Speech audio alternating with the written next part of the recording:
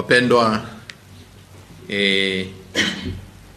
familia ya Mungu mlioko Tanzania, sisi kama Secretariat ya Baraza la Maaskofu Katoliki Tanzania tunapenda kuwapa ujumbe unaogusa umma mzima kutokana na waraka fake au waraka usio sahihi uliosambazwa kwenye mitandao ya kijamii kuanzia jana tarehe 12 mwezi wa 10 mwaka 2025.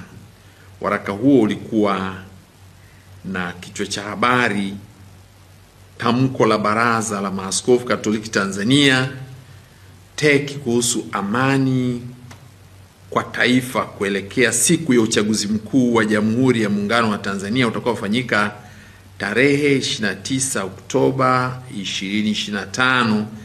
Wakaweka kwenye mabano sauti ya watu, sauti ya Mungu.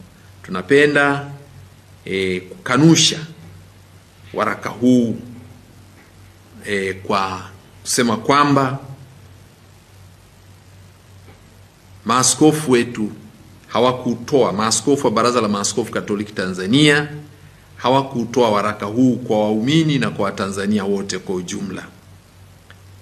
Baraza la Maaskofu Katoliki Tanzania halihusiki na hayo maudhui yaliyomo kwenye andiko hilo ambalo lina hicho kichwa cha habari: tamko la Baraza la Maaskofu Katoliki Tanzania TEC kuhusu amani kwa taifa kuelekea siku ya uchaguzi mkuu wa Jamhuri ya Muungano wa Tanzania utakaofanyika tarehe 29 Oktoba 25.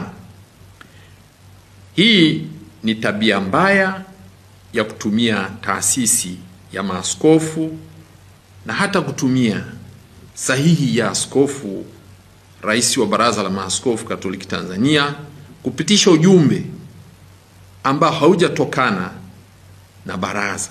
Na hivi tunasema ujumbe huu au waraka sio tamko la maaskofu, na tabia hii mbaya ikomeshwe na wenye mamlaka ya kukomesha wanaokiuka taratibu za taasisi zingine. Tunawataka wenye tabia hiyo wao wenyewe pia, kwa sababu ni binadamu wenye utashi, waache tabia hiyo mbaya, kwa sababu wamefanya jambo hili kwa makusudi. Na Baraza la Maaskofu limeagiza ujumbe huu ukanushwe. Na hivi kuanzia leo, tangu jana, ujumbe huu tunasema neno hilo limezoeleka kwenye vyombo vya habari ni fake. Hata hizi signature na niliyotumika hapa ni fake. Fake kwa sababu haikutolewa na maaskofu na wala maaskofu wa kumwagiza yote atoe hili tamko.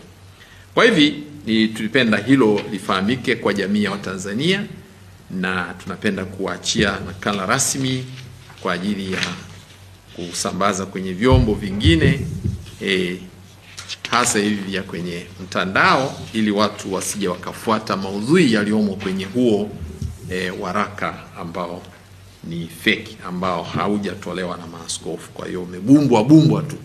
Kwa hiyo ningependa nitamke hilo na Watanzania wote wafikishiwe huo ujumbe.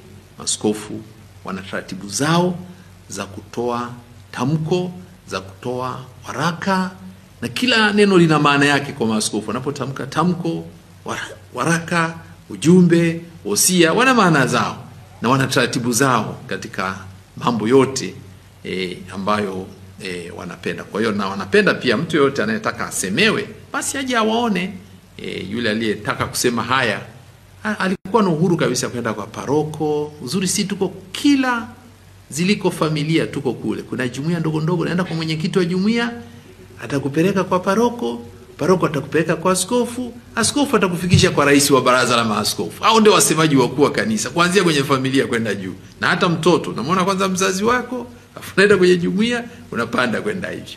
Kwa hivyo hata kama una jambo unataka kulisema, pitia hizo taratibu, ujumbe wako utafika na mawazo yako, mapendekezo yako yatafika. Lakini usijichukulie mamlaka na kujifanya wewe ni Baraza la Maaskofu au wewe ni rais wa baraza, wakati sio.